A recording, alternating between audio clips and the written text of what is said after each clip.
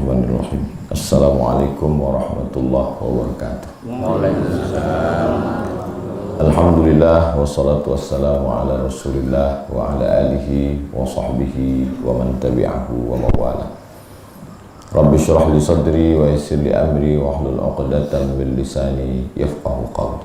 Ilahi anta maqsudi wa ridhaka matlubi, a'tini mahabbataka wa ma'rifataka. Yang sama-sama kita hormati Buya Syekh Sayyid Saleh Al-Idrus beserta seluruh jamaah Thariqat Naqsyabandiyah. Mudah-mudahan Allah Subhanahu wa taala selalu melimpahkan ridha dan barokahnya kepada kita semua. Saya diberikan kesempatan, kehormatan bisa berada di tengah jamaah Thariqah Naqsyabandiyah. Mudah-mudahan bersamalah hendaknya kita sampai ke surga Jannatul Firdaus bersama para ulama ahli silsilah Thariqat An-Naqsyabandiyah. Mathalul ladzi yadhkurullah wal ladzi la yadhkurullah kamathalil hayyi wal mayyit. Perumpamaan orang yang berzikir dengan orang yang tak berzikir seperti orang hidup dan orang mati.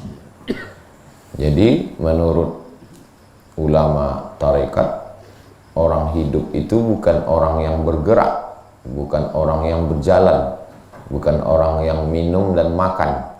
Orang hidup itu adalah orang yang berzikir. Maka orang yang tak berzikir berarti dia mati. Orang yang mati itu ditalkinkan. Kata Nabi, laqinu, talkinkanlah. Talkin macam kita mentalkinkan orang mau sakaratul maut, dibisikkan ke telinganya sebelah kanan, la ilaha illallah, karena dia mati. Maka yang mati itu dihidupkan dengan talqin. Itulah mengapa Tuan Khalifah, Tuan Mursyid membisikkan waktu mentalqinkan muridnya, dia katakan la ilaha illallah, menghidupkan hati yang mati tadi. Karena kalau hati mati, telinga tak mendengar. Kalau hati mati, otak tak berfikir.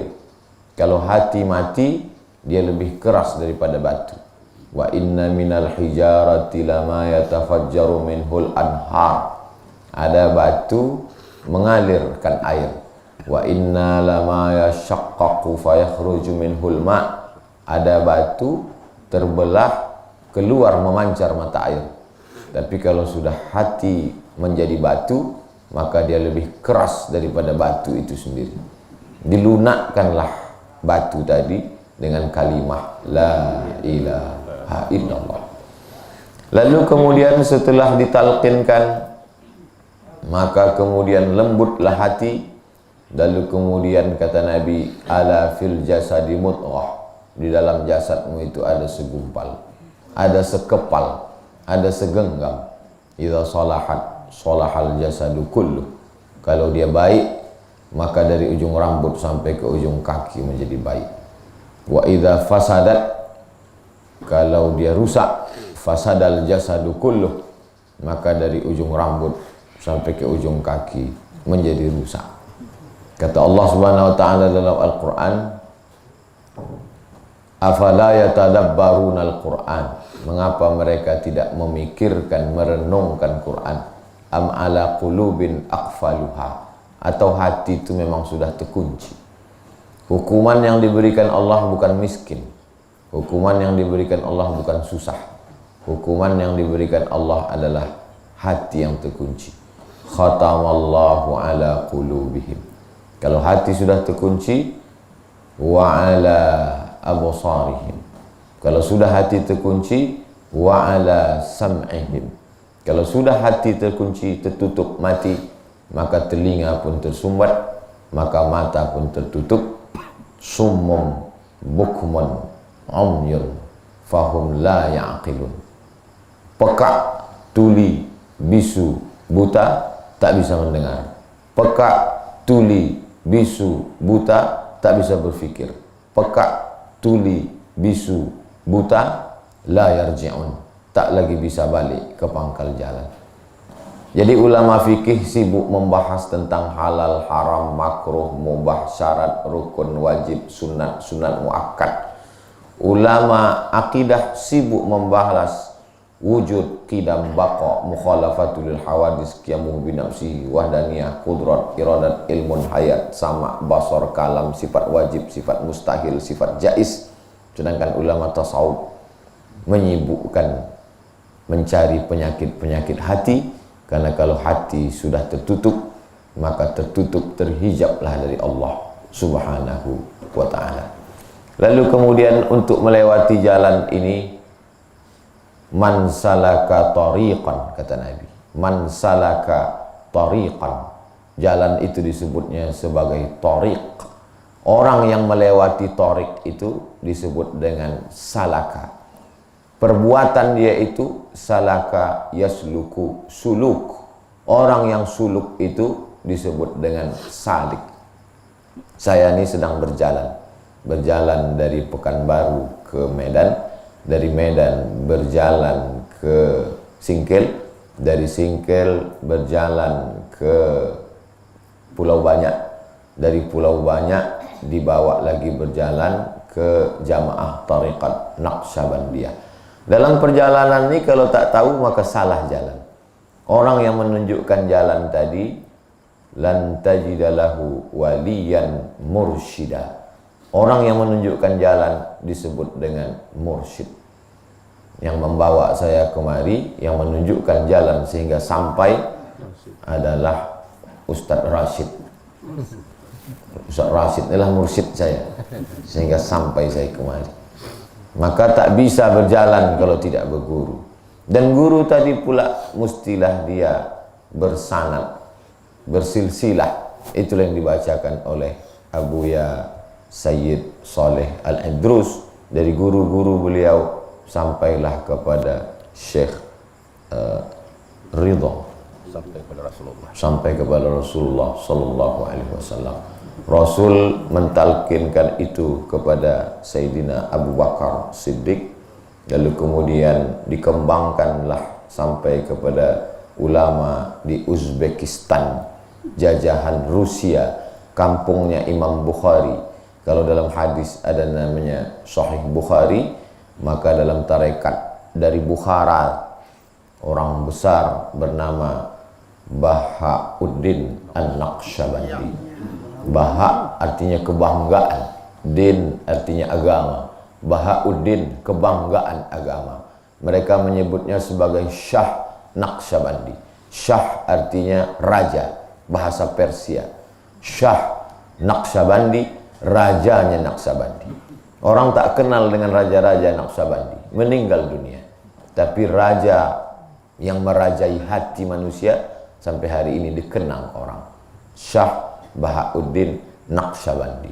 Lalu kemudian turunlah ke bawah, dikembangkan lagi seorang ulama besar dari Baghdad, namanya Diyauddin Khalid An-Naqsyabandi.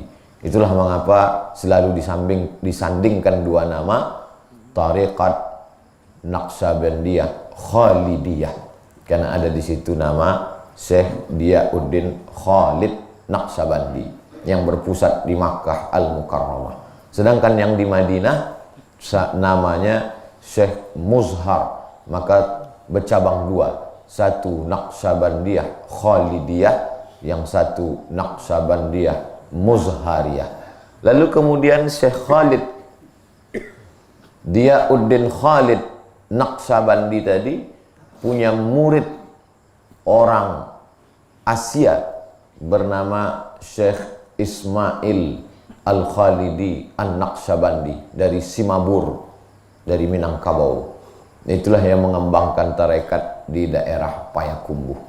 Lalu kemudian Syekh Khalid Naqsyabandi tadi punya murid laki-laki bernama Syekh Sulaiman, Syekh Abdullah Afandi. Syekh Khalid Naqsyabandi punya murid Syekh Abdullah Afandi.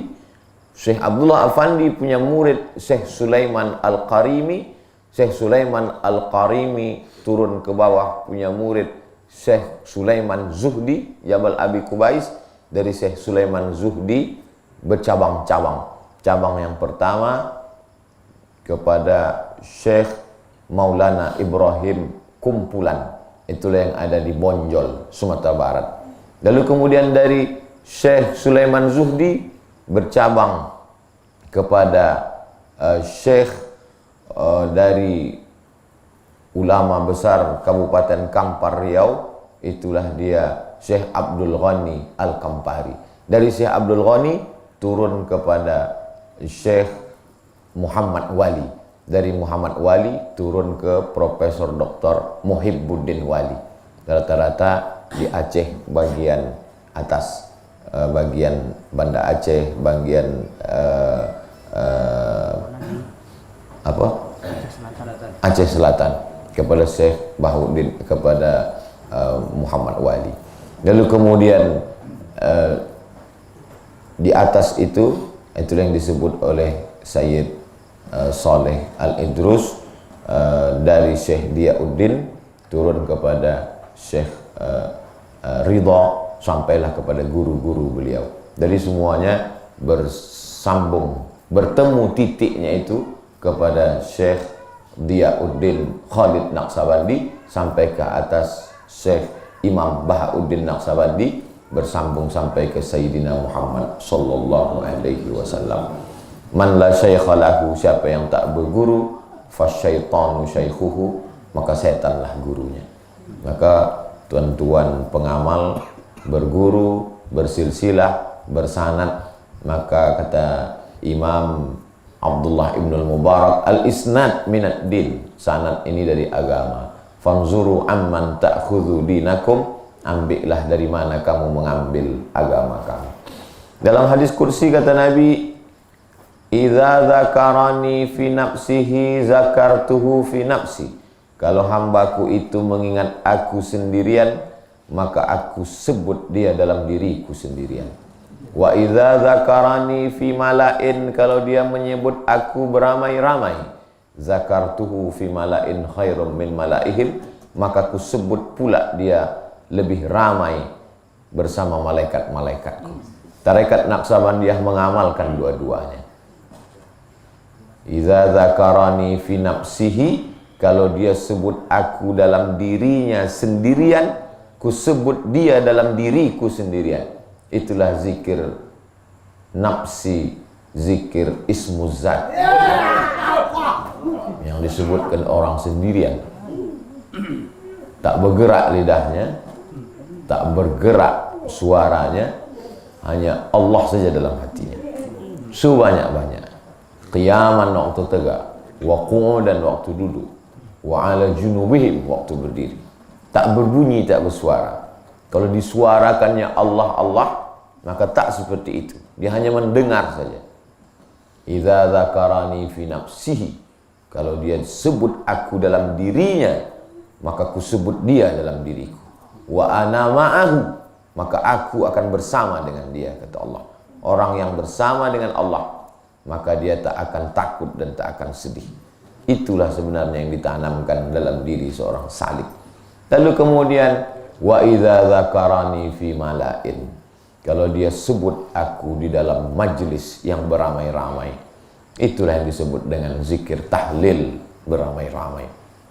Zikir tahlil bersuara, kata Syekh Abdul Wahab Asy-Sya'rani, bergetar dari ujung rambut sampai ke ujung kaki. Itulah yang tadi kita zikir tahlil sekuat-kuatnya untuk mengusir segala yang mengganggu hati dan pikiran kita. Maka sesungguhnya masalah orang sekarang adalah mulutnya menyebut, hatinya tak mengingat. Mulutnya menyebut, hatinya melayang. Maka sesungguhnya dalam tarekat Naqsabandiyah mensinkronkan, mensejalankan, mensejajarkan antara mulut menyebut. Apapun yang disebut mulut, apakah mulut menyebut la ilaha illallah, apakah mulut menyebut subhanallah, apakah mulut menyebut Allahu Akbar, apakah mulut menyebut Allahumma salli ala Sayyidina Muhammad, apakah mulut menyebut, mulut bisa bercerita, mulut bisa berceramah, mulut bisa sedang bercakap, mulut bisa sedang berjualan, tapi hati tak pernah putus Allah, Allah, Allah, Allah, Allah, Allah.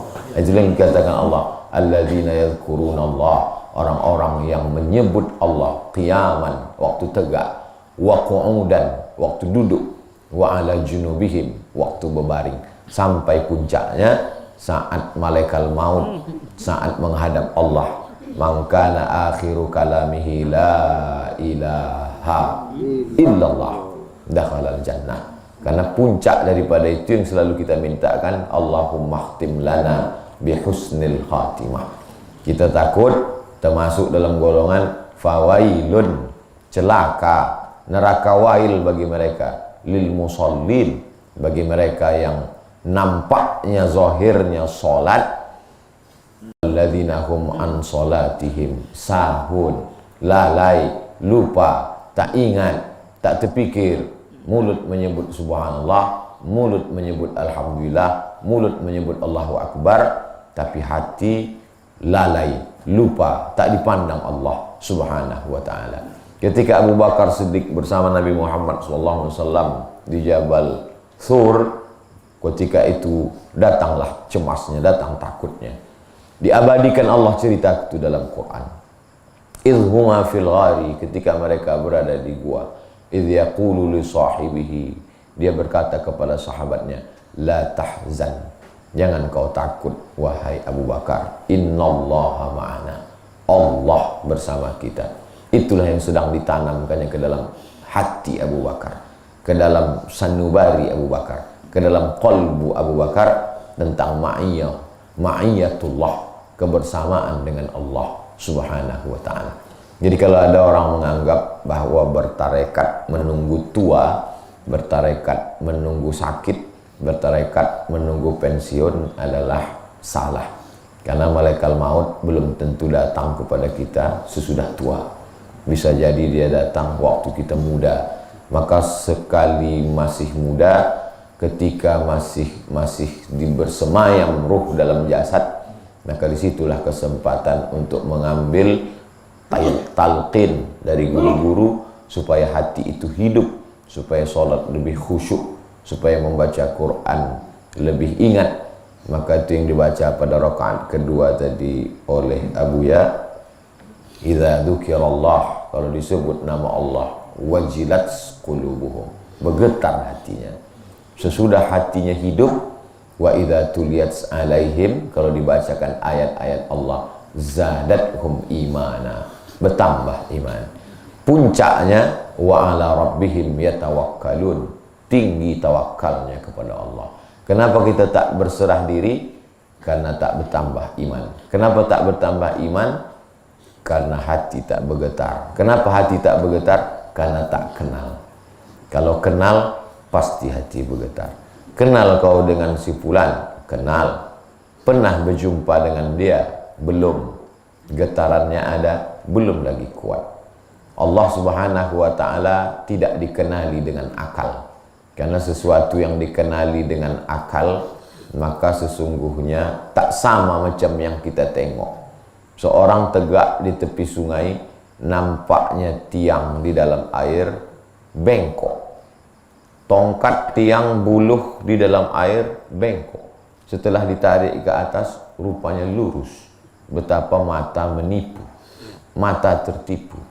Ditengok muka di cermin, rupanya kita pun ditipu cermin. Telinga kanan nampak sebelah kiri.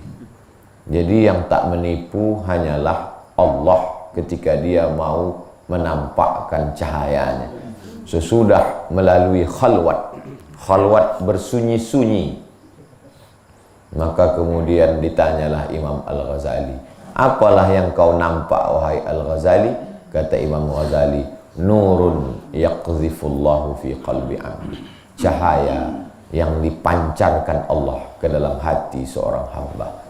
Idza ra'aitar rajul, kalau kau tengok ada orang, yatiru fil hawa, terbang di atas awan, yamshi 'alal ma, berjalan di atas air, la tartar, jangan tertipu, karena iblis pun bisa melakukan itu.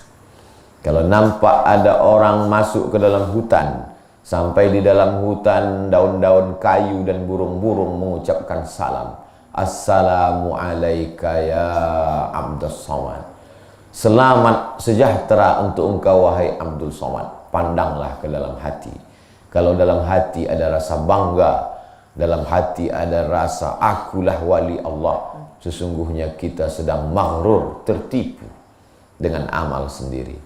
Tapi kalau dalam hati datang rasa takut, datang rasa cemas, aku ni bukan siapa-siapa, aku ni hanyalah hamba Allah. Kal mayyit baina man yaghsiluhu, macam mayat yang sedang dimandikan orang yang dimandikan jenazah.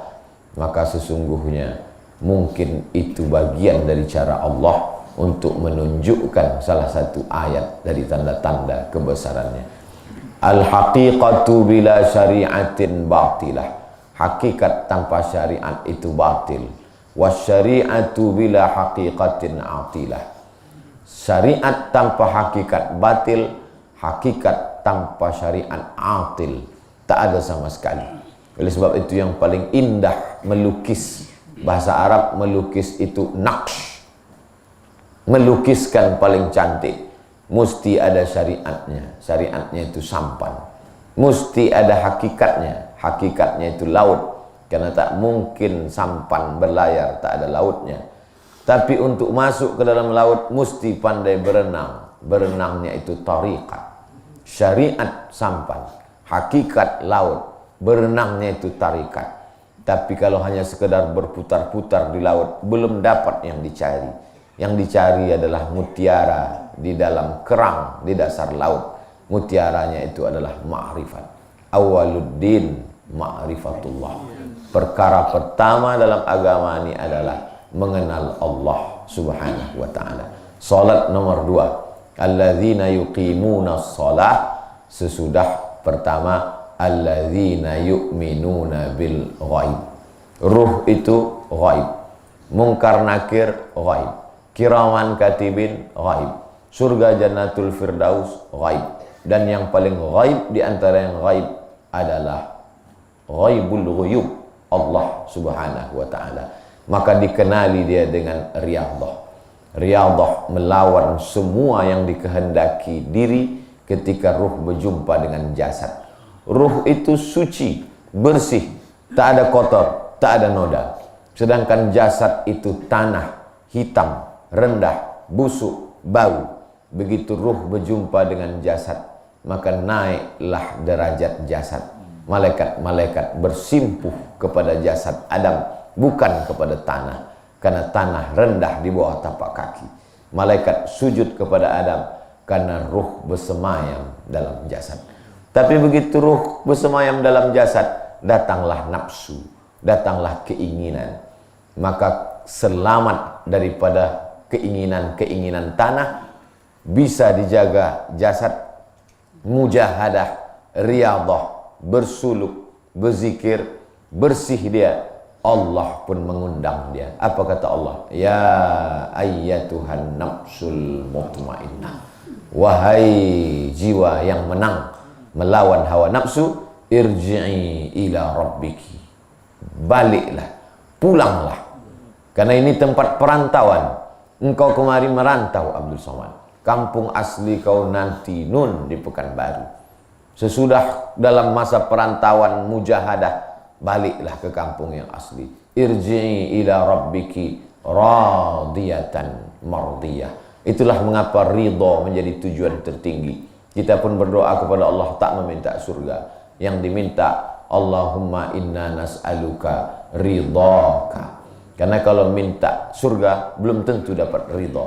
Tapi kalau minta ridha pasti dapat surga. Orang yang sudah masuk surga itu ditanya Allah, "Maza turidun?" Kamu semua masuk surga, apa lagi yang kamu inginkan? Kata mereka menjawab, satu yang belum kami dapat ya Allah. Apa itu? Ridhamu. Itulah mengapa selalu diawali dengan ilahi anta maksudi wa ridhaka. Yang kami maksud bukan kebal, yang kami maksud bukan kasyaf, yang kami maksud bukan karamah. Kata Syekh Abdul Qadir Jilani, karamah bagi wali-wali Allah itu maaf-maaf beribu maaf. Macam anak gadis maaf-maaf pertama kali kena uzur haid, malu dia mendapatkan karamah. Begitulah malunya mereka menceritakan kelebihannya karena dia takut hatinya terganggu dengan itu. Dianggapnya itu sebagai penghalang. Kalau karamah itu membuat kami terhalang daripada mengingat Engkau, hilangkanlah karamah itu ya Allah. Maka mereka katakan, al-istiqamah khairum min alfi karamah. Satu istiqamah lebih baik daripada 1000 karamah. Tak ada gunanya 1000 karamah tanpa istiqamah. Karena kalau sekedar karamah, iblis pun bisa. Tapi istiqamah hanya ada pada Adam alaihissalam. Tapi Adam pun minta ampun kepada Allah, tak diterima Allah sebelum menyebut Sayyidina wa Maulana Muhammad sallallahu alaihi wasallam. Itulah agaknya yang dapat disampaikan Al-Faqir Abdul Somad. Mohon doa selalu dari jamaah Tariqat An-Naqsyabandiyah dalam tuajuh, dalam munajat, dalam zikir asma was sifat, dalam zikir ismu zat, dalam zikir tahlil. Mudah-mudahan selalu limpahan ridha Allah dalam diri, selalu kita bersama dalam la ilaha illallah Muhammadur Rasulullah sallallahu alaihi wasallam. Mohon maaf tidak menggurui Tuan Guru, hanya sekedar bercerita apa yang pernah saya dengar dari guru-guru, apa yang pernah saya dapat dari yang pernah kami terima dari masyayikh-masyayikh. Mohon maaf atas segala kesilapan, kurang adab, tak sesuai dengan adab-adab zikir Tariqat Naqsyabandiyah. Aqulu qawli hadza astaghfirullah li wa lakum. Wassalamualaikum warahmatullahi wabarakatuh.